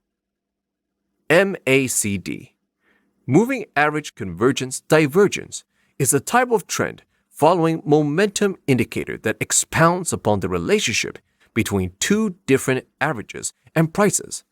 The MACD can be determined by taking the 26-day EMA and subtracting the 12-day EMA from it. MACD can be interpreted in multiple ways. The first of which is the crossover. When the MACD falls underneath the signal line, then this creates a bearish signal that says it is time to sell. Alternatively, if the MACD is above the signal line, then it shows that the price of the underlying asset is about to experience upward momentum. It is common for traders to wait for a confirmed cross that is above the signal line before making a move based on the position in order to ensure that the price isn't going to go through a fake out phase. Stochastic. The stochastic oscillator is a type of momentum indicator which compares the closing price of an underlying asset to the range of prices it achieved over a specific period of time. The sensitivity of this oscillator to specific movements of the market can be reduced by adjusting the time period or through the process of taking a moving average of its results. The stochastic oscillator also plays an important role when it comes to determining if a specific underlying asset is oversold or overbought due to the fact that it remains range-bound. Its range is between 0 and 100 and will always remain constant regardless of how quickly or slowly the underlying asset moves. The traditional setting for this oscillator is 20, as the oversold threshold with the overbought threshold appearing at 80. AD line. The advanced decline line is an indicator for breadth that takes into account net advances, which is the number of cryptocurrencies that are seeing gains when compared to those who are seeing losses. The line can then be used to compare the expected performance of the market as a whole compared to how it is actually doing. When bearish or bullish divergences are found in the AD line, then it is a signal that a reversal could be on the horizon. Ichimoku clouds. The Ichimoku cloud pattern is a type of trend trading and charting system that is purpose-built to be usable in virtually every trading market. It has several unique characteristics, but its primary strength lies in the fact that it utilizes multiple different points of data as a means of giving the trader using it a comprehensive view of the current price action. This more insightful view, coupled with the fact that it is a very visual system in general, makes it easy for traders to quickly separate potential trades with a low probability of success from those that are more likely to work out in the end. The Ichimoku chart is made up of 5 different indicator lines. A brief summary of each and how it is calculated is outlined below. Tenkan-sen. This is the turning line, and it is determined by adding together the lowest low and the highest high, and then dividing the result by 2 for the previous 9 periods. Chikou span. This is the lagging line, and it is calculated by taking the current closing price and then time shifting it back 26 periods. Kijun-sen. This is a standard line, and it is determined by adding together the lowest low and the highest high before dividing the result by 2 for the previous 9 periods. Senkou span. This is the first leading line, and it is determined by adding together the Tenkan-sen and the Kijun-sen, dividing by 2, and then shifting the result forward by 26 periods. Senkou span B. This is the second leading line, and it is determined that the sum of the lowest low and the highest high, dividing by 2 for the previous 52 periods, and then taking the result and shifting it forwards 26 periods. CCI. The Commodity Channel Index is an indicator that can be useful when it comes to determining new trends or determining when extreme market conditions are forthcoming. It measures the current level of the price relative to the average over a specific period of time. The CCI will remain high when prices are greater than average and low if the price is beneath where the market would naturally indicate it to be. Bollinger Bands. Bollinger Bands can be used to trade cryptocurrency successfully because they are an effective signal when it comes to markets being overbought or oversold. The default Bollinger Band setting is based on the 20-day moving average and has 2 standard deviations. The upper band is typically 2 standard deviations above the 20-day moving average, and the lower band is set 2 standard deviations below the 20-day moving average. The underlying asset then trades between these 2 prices, with oversold levels reaching the lower band and overbought levels touching the upper band. The band's width then represents the volatility of the underlying asset. Fibonacci levels. Fibonacci numbers start with 0 and 1, and then increase exponentially from there by adding the 2 previous numbers together to get the next number in a sequence. As such, it starts off with 0, 1, 2, 3, 5, and so on and so forth. The difference between these numbers is known as the Fibonacci ratio, which includes 0.236, 0.382, 0.5, and so on and so forth. Finding these ratios in the pairs you are considering allows you to determine naturally occurring entry and exit points. Price channels. A price channel is a pair of trend lines that run in parallel to one another. These channels can form so that they are descending, ascending, or even horizontal. Price channel lines can often indicate either support or resistance, so when the price passes through them and then stays on the other side, it is an indicator that a breakout is forming. The order book. As most cryptocurrency exchanges have an order book that you can look at to see a list of all the transactions that have taken place through the exchange, this order book can be a great indicator as to when a given cryptocurrency is either overbought or oversold. Some exchanges won't make their order book public, which is often a sign that they are what is known as a fractal exchange, which means they don't keep enough cryptocurrency on hand to handle their responsibilities. As such, If people tried to take their funds out of the exchange at once, they would not all be able to. An exchange would fold. Resistance and support. Another important tool in analysis is resistance and support levels. When a cryptocurrency trader identifies these, we'll get a better sense of the currency's supply and demand levels.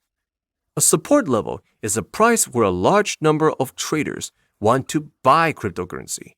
Traders see cryptocurrency as being oversold at that point, meaning it is sold at a price below its value. As cryptocurrency starts to approach this price, participants will start buying it and creating a floor. If the trading price of cryptocurrency is over, for example, $10,000 for several days, retreats to this price may cause traders to think the currency is being oversold, and they will begin buying cryptocurrency, causing the price to rise. The price of the cryptocurrency is irrelevant. Rather, it is the support traders are willing to give, whether that be $1,000, $10,000, or $100,000. The opposite to support is resistance. Resistance is a price level where traders are more inclined to sell because they view the security as being overbought, which means that it is overvalued because a lot of traders bought it at high prices. If the trading price of cryptocurrency is below $10,000 for several days, a price movement towards $10,000 may cause a lot of traders to sell, which will cause resistance. Cryptocurrency will often fluctuate between resistance and support, which will create a range. This is what is referred to as range-bound trading. This will create the opportunity for a trader to purchase cryptocurrency when it is close to the bottom, and then sell once it reaches the top. If the prices of cryptocurrency were to exit this range, this might cause a lot of trading activity, which will cause volatility, a new trend, and in turn, new price support and resistance levels.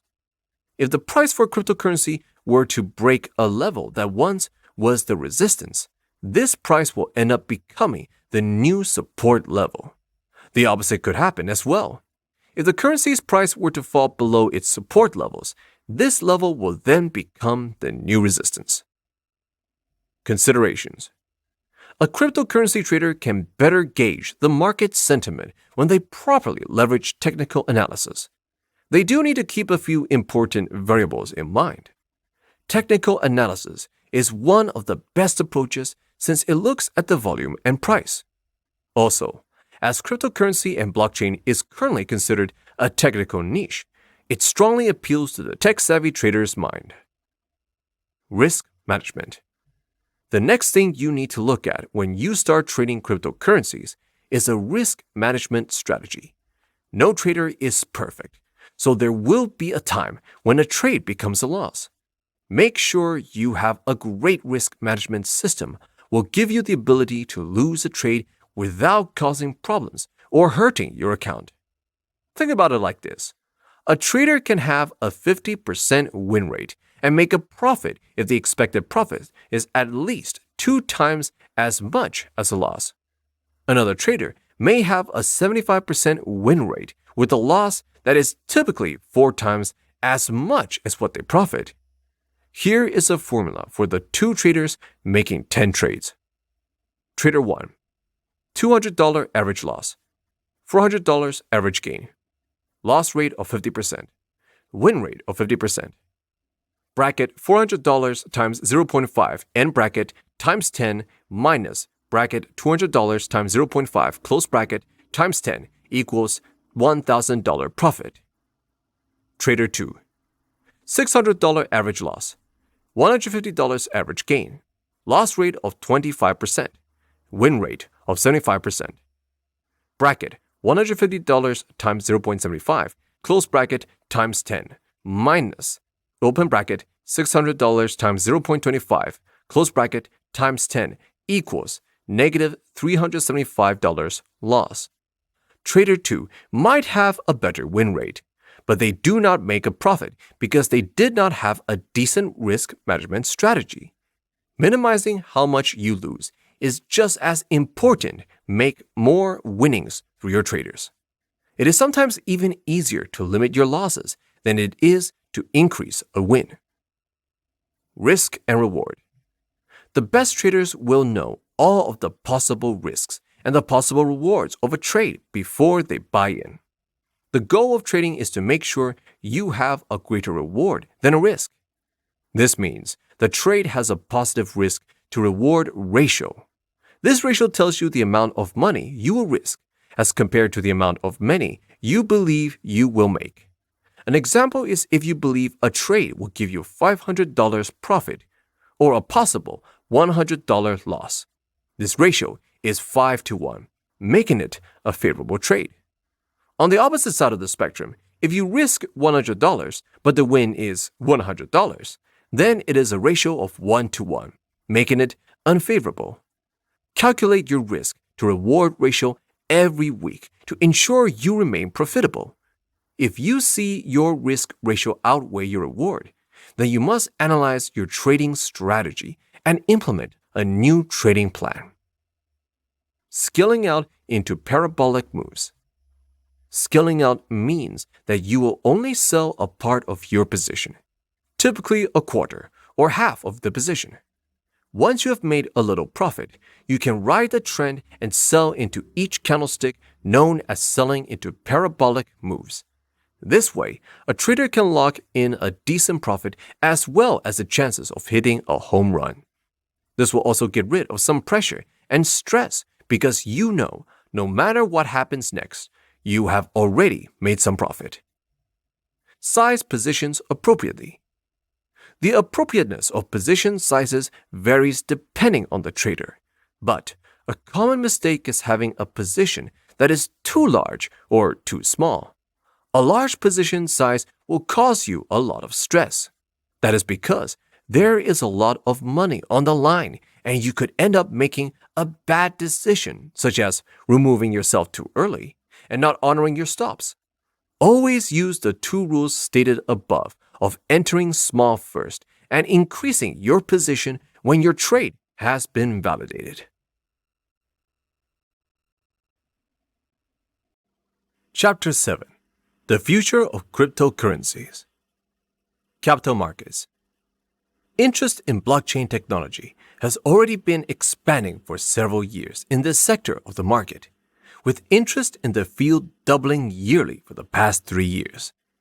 This is largely due to the fact that most of the changes to this sector have come in the form of front office technology, leaving the back and middle office to get along in more or less the same way they have for the past few decades. This, in turn, creates situations where an asset is bought or sold instantaneously before then needing to sit around for several days before the paperwork catches up and makes it official. The Linux Foundation is already hard at working on a fix for this problem and is working to bring together blockchain technology and capital market companies through a standardization of a variation of the blockchain technology that will support the existing capital market infrastructure as much as possible. Ideally, this will result in a scenario where a majority of the remaining inefficiency is removed from the system. As an added bonus, it will also make it possible for those in the field to offer new and improved ways of providing services to clients while also allowing regulators to determine new and improved ways to optimize settlement and execution times. This will also come along with an increase in transparency that was previously not only unheard of, but impossible. Much of this will come about as a natural result of the way that smart contracts can work to improve efficacy across all levels of the process. Banking. When it comes to seeing the potential for blockchain banking in the near future, all that is required is a quick look at China, who, in 2017, announced that they were in the process of testing their own form of cryptocurrency in transactions between the People's Bank and other commercial alternatives. While many of the details regarding this new cryptocurrency remain unclear, the information that is available indicates that it is likely to be rolled out alongside the renminbi, though a firm timetable is still unknown. This launch will mark a huge step forward towards the legitimacy of blockchain technology and will truly show that cryptocurrency is on its way to being mainstream. It will also likely do wonders for the renminbi as users will be able to purchase it anywhere in the world and have all the benefits of any other traditional fiat currency while also taking advantage of everything that makes cryptocurrency in its current form so useful. It will also help to serve as an interesting proof of concept for national cryptocurrency as a whole because the challenges that Chinese banks will face will have to eventually be overcome by banks everywhere. China will also see many unique benefits, starting with the fact that their cryptocurrency will allow economists previously unimagined access to the financial data of the country at an extremely granular level. Just what this level of detailed financial data will reveal is still anyone's guess. Even better, the ease of use with which a cryptocurrency can be used will mean that this will mark the first time that millions of Chinese citizens will have an analog for the types of banking services that much of the world takes for granted. Digital transactions. With the prevalence of digital transactions that it is regularly used for increasing each day, blockchain technology is likely soon going to reach a point where the core values that it was released to promote are put to the test. Specifically, the U.S. Federal Reserve is in the midst of designing its own cryptocurrency that is internally being referred to as FedCoin. The Federal Reserve has already held numerous closed-door meetings with members of the Blockchain Committee, some of which have been overseen by the chairperson of the Federal Reserve herself. If instituted in the most likely way, FedCoin will serve to solve the problems that the U.S. government has had with cryptocurrency for the better part of a decade, specifically the fact that it is an obvious outlet for those who are looking to engage in illegal activities online and aren't keen to leave a trace of their activities. This, in turn, means that when it is finally offered to users, it will be at the rate of 1-to-1 coins to dollars. Where things start to get complicated from an ideological level is that by creating its own cryptocurrency, the U.S. government would then have the ability to alter a blockchain once a block has been verified, which essentially goes against one of the core tenets of blockchain technology as a whole. Adding this ability to a blockchain will also serve to call its overall legitimacy into question, hurting users' ability to trust it and other similar blockchains as a result. Just what the result of this lack of trust will turn out to be remains to be seen. In general, the FedCoin blockchain will work the same way as any other blockchain, aside from the major obvious difference. Additionally, it will remove all anonymity from the blockchain, demolishing another long-held tenet of the technology as well. This will also likely have the effect of putting the use of paper money on a ticking clock, as FedCoin will be easier to track than traditional money as well. The public reception to the rollout of this currency will determine a lot about the way that blockchain technology will be used for digital transactions in the future. Real estate. Real estate transactions have a well-earned reputation for being extremely tedious and painstaking to undertake, in large part due to the fact that the industry has experienced very little innovation since the advent of the internet. Blockchain technology is well suited to bringing the industry into the 21st century, starting with the listing process. With the right smart contract, as soon as a property hits the listing service blockchain, it could be automatically sent to those who are searching for a property that meets its qualifications. Once it becomes commonplace, it could practically remove property agents and listing services from the equation entirely. Instead, buyers, sellers, firms, and agents will all be able to interact on one blockchain on an even playing field where anyone will be able to both list or complete real estate transaction around the world without worrying about any third party obfuscating the process. Assuming this platform is built on the Ethereum platform or another blockchain that promotes application use, then it will also allow for a virtually endless number of apps that will be able to take advantage of the properties that such a platform provides. As an added bonus, getting rid of the traditional centralized structure will free those on all rungs of the real estate profession to experience with a far greater range of fees than those viable on the market today, as they will have far more control of the fees that make sense on a personal level. The only fees that will be associated with listing on the blockchain will be the ones that come along with verification services and keeping the blockchain up and running. At the same time, it will ensure that buyers have easy access to the latest listings without jumping through too many hoops, while also making sure that individual sellers have access to the greatest number of interested buyers possible. Public services. The myriad of individual organizations that make up the public service sector is enough to make the entire industry a labyrinth mix of rules and regulations that often makes it difficult for those in charge of providing services to actually go ahead and provide those services. This is largely due to the fact that there is frequently no good way for different departments to share their data. This process is often only exacerbated as department budgets are slashed and the way that services are provided, or the services themselves, are always being shuffled about. As blockchain technology continues to become more mainstream, it becomes more and more likely that it will be used to address these types of inefficiencies directly. When properly given the chance, blockchain technology will competently serve as an official registry for numerous different types of things that may require a government license to look at officially. It will also come in handy when it comes to coordinating and streamlining the purchasing process for a wide variety of products, ensuring that each government dollar stretches to the absolute limit. Across the board, it is also sure to improve response times while also reducing the risk of fraud and errors, while at the same time improving productivity and efficiency across virtually all levels of the bureaucracy. As a general rule, wherever governmental inefficiency can be found, a blockchain can be used to stamp it out once and for all. Industry. Modern business tends to run on the backs of those in a wide variety of administrative positions who do little more than manage various databases and ensure that numbers are recorded properly.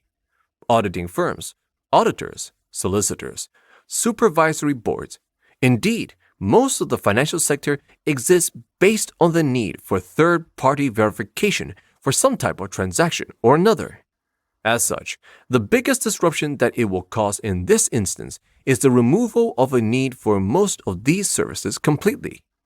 This improved method of verification is going to create change across a wide variety of industries as distributed ledgers offer up a chance to improve the overall level of trust in each system it is connected to. As every transaction is going to be instantly visible to everyone who is a part of it, it naturally ensures that every contract and even every payment is going to be much more trustworthy than its contemporaries that are made through more traditional systems. This will then likely result in an extreme shift of power away from those who are in charge of keeping an eye on these transactions, though this will likely not benefit new businesses as much as they might expect. Rather, it will be existing business who will be able to leverage their existing resources in new ways that are going to see the most benefit from this new and improved way of doing business. When done correctly, it will help to ensure that they end up in new and more profitable positions than they were previously in. All told, this will serve to increase the overall rate of adoption for blockchain technology as a whole. This is due to the fact that blockchain technology is inherently social in nature. As such, the more people who use it, the more useful it becomes, and so on and so forth, until the technology reaches a mass saturation point where more than 50% of the population interacts with at least one blockchain a day. Conclusion. Thank you for making it through to the end of Cryptocurrency Trading, the ultimate guide to trading cryptocurrency for beginners. Let's hope it was informative and able to provide you with all the tools you need to achieve your goals, whatever it is that they may be. Just because you've finished this book does not mean there is nothing left to learn on the topic. Expanding your horizons is the only way to find the mastery you seek. Do not forget, cryptocurrency is still in its infancy, which means that while this book is useful when it comes to helping you find your footing, you're going to need to make a habit of keeping up with the latest trends if you hope to take advantage of the next big thing. The moment you fall off of the bleeding edge is the moment you run the risk of being uninformed and missing out on a once-in-a-lifetime opportunity. When it comes to taking advantage of Bitcoin for personal profit, you will need to decide if you plan to work within the system and promote cryptocurrency directly, or if you're going to trade and invest or even mine. Regardless of which path you choose, it is important to have reasonable expectations about how long it is going to take before you start seeing real results.